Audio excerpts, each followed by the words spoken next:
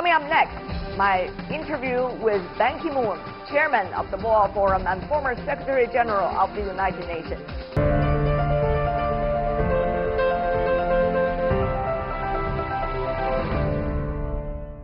Welcome back. You're watching a special edition of World Insight coming to you from Boao Forum for Asia. This year's forum is the very first for Ban Ki-moon, the 8th Secretary General of the United Nations, who begins his tenure since last year as chairman of the Boao Forum. As a seasoned diplomat and a global leader who puts issues like sustainable development and gender equity onto the UN roadmap, he is concerned now about a world with rising unilateralism and lack of cooperation on many crucial issues like global trade system, Korean Peninsula nuclear issue, technologies and their social and economic impacts. And here's my exclusive interview with him.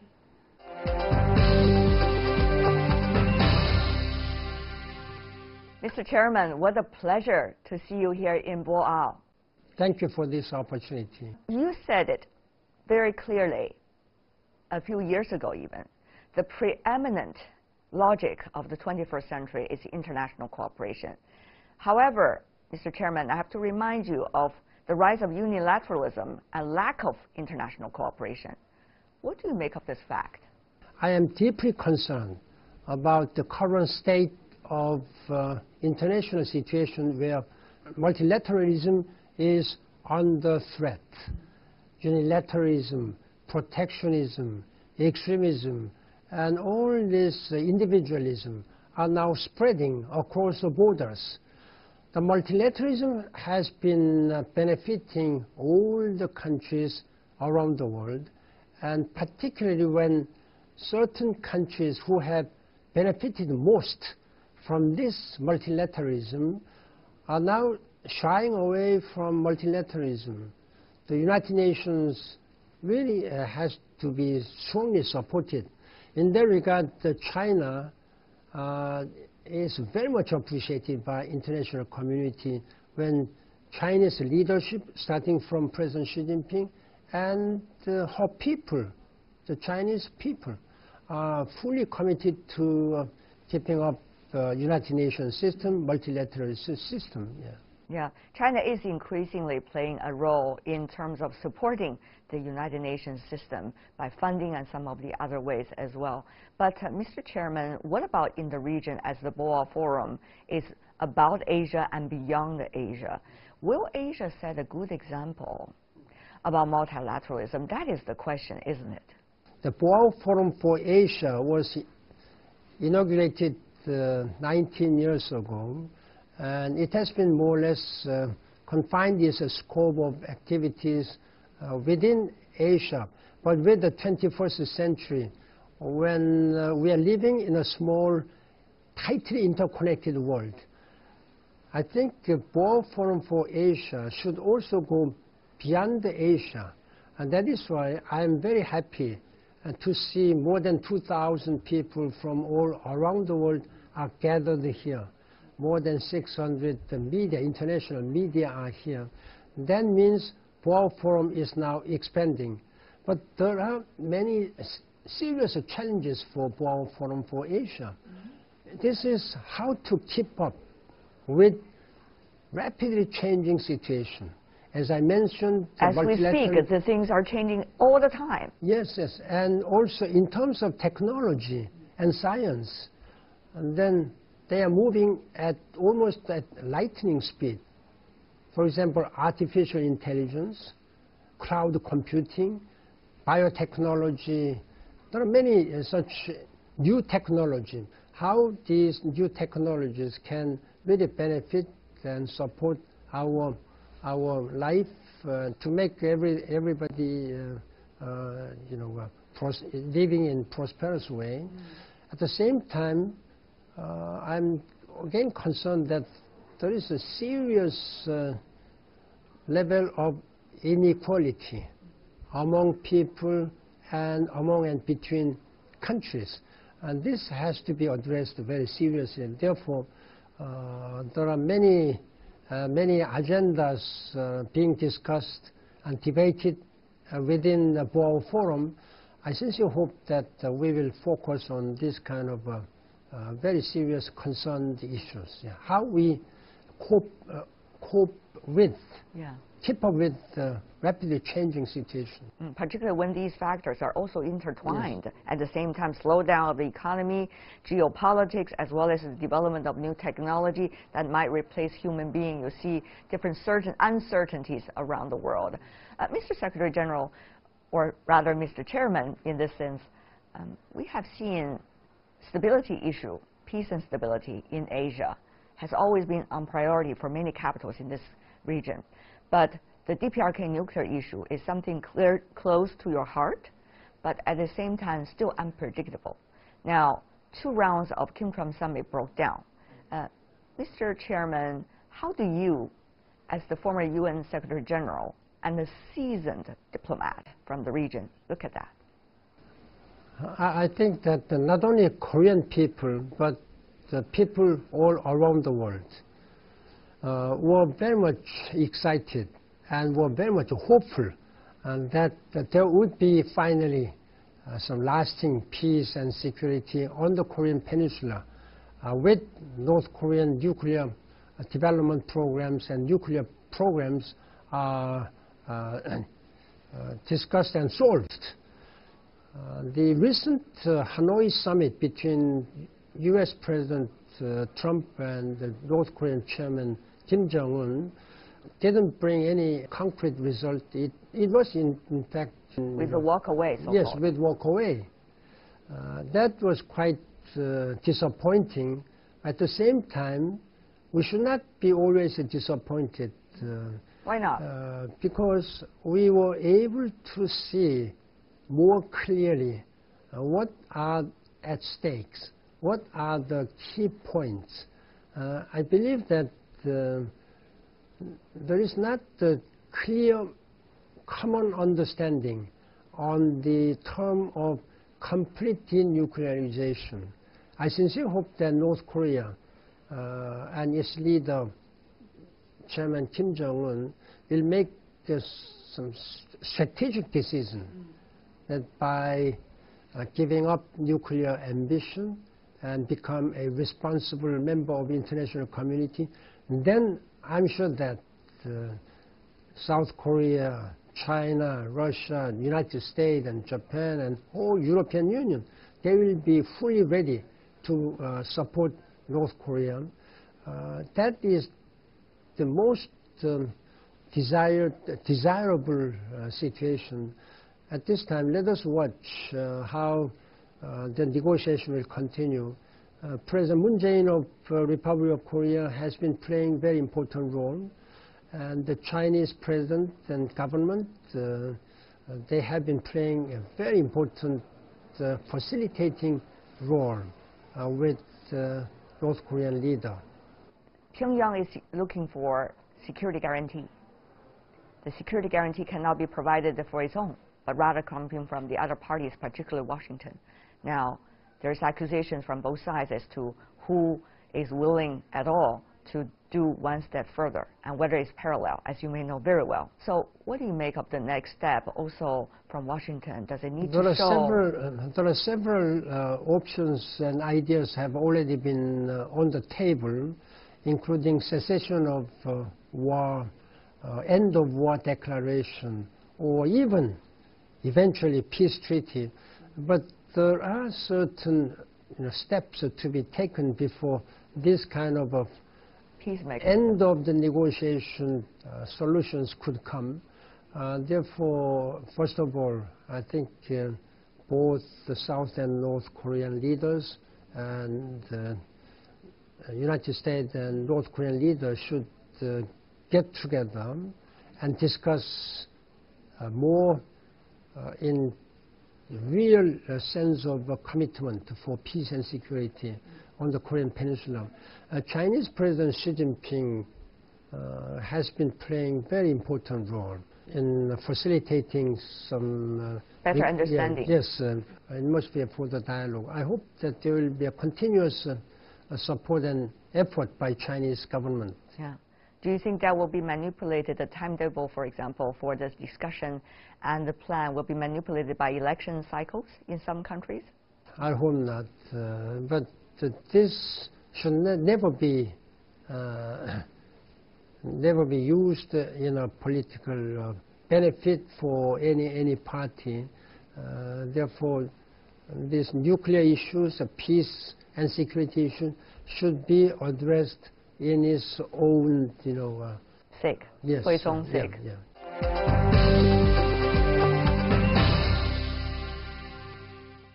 The other thing, of course, for Asia-Pacific region is the uncertainty about geopolitics regarding to China-U.S. trade negotiations.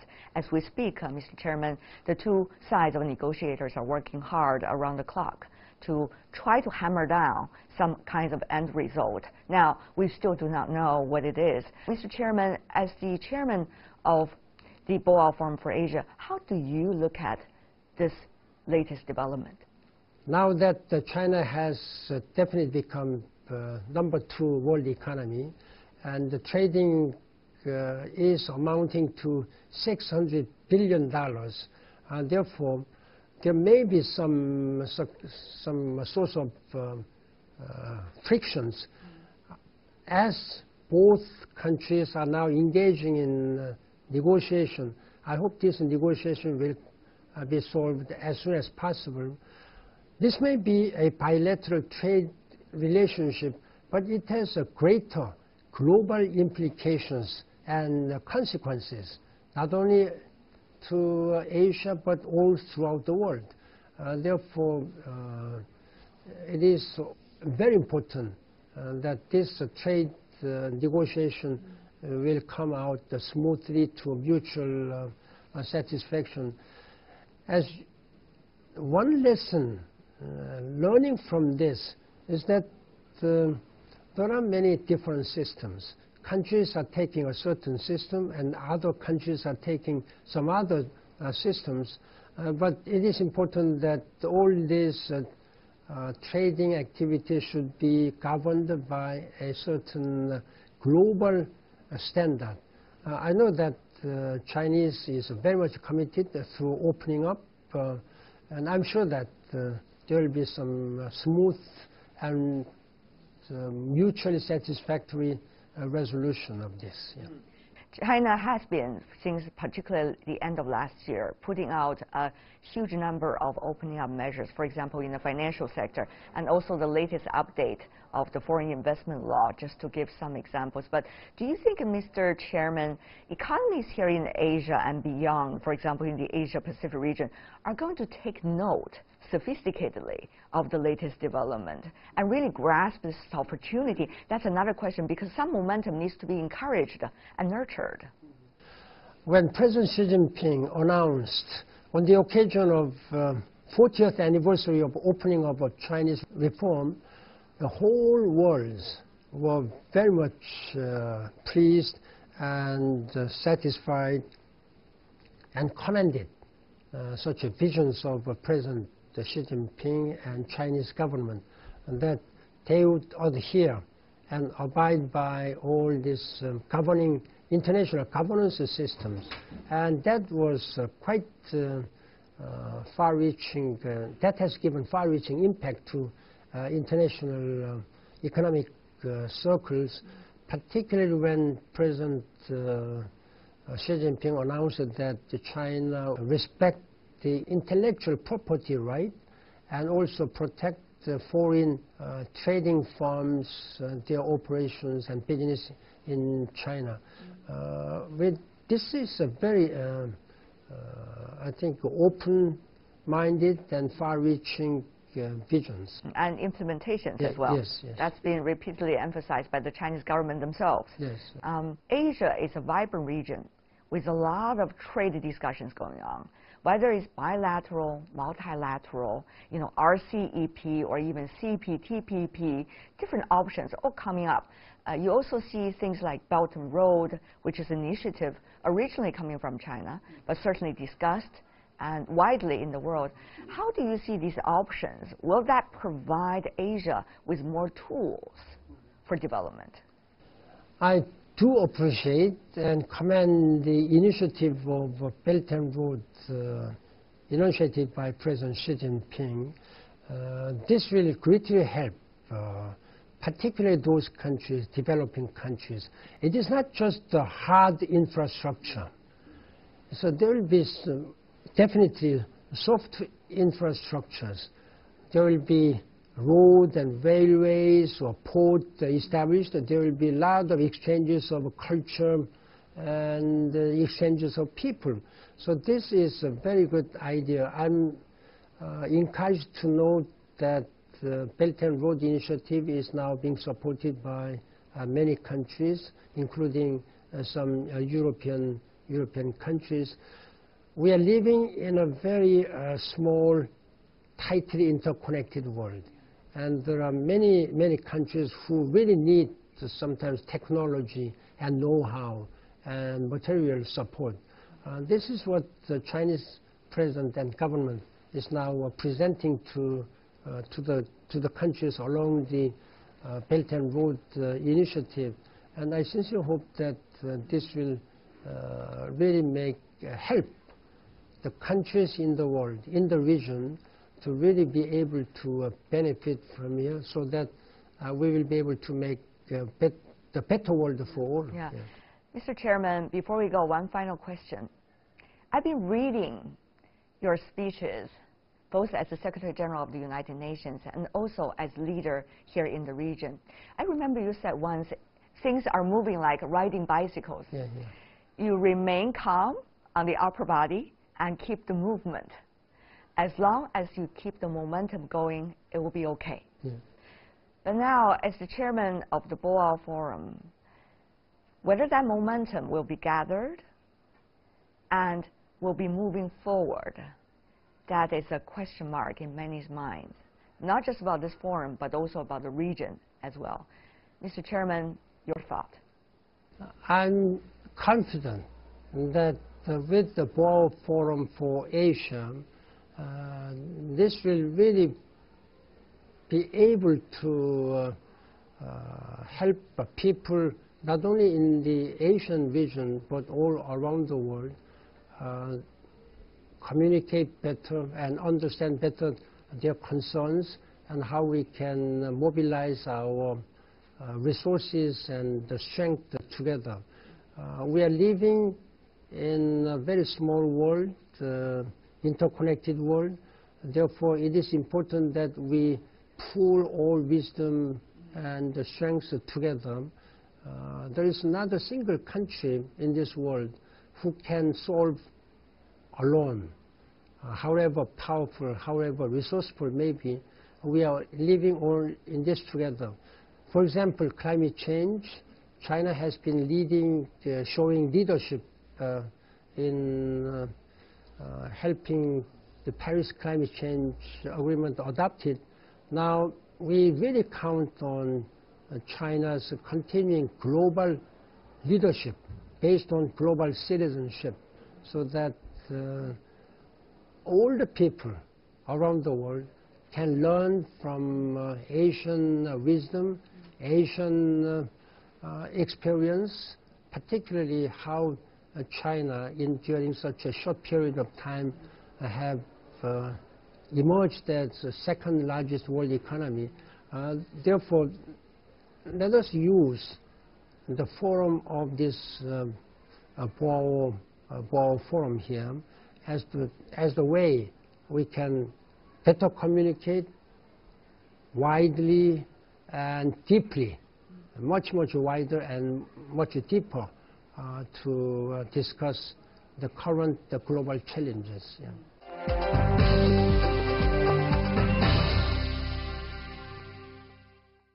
That's Ban Ki-moon, chairman of the Boao Forum and former UN Secretary General. With that, we're coming to the end of this special program coming to you from the Boao Forum for Asia in Hainan. On behalf of my team here in Boao and in Beijing, thanks for watching. Bye for now.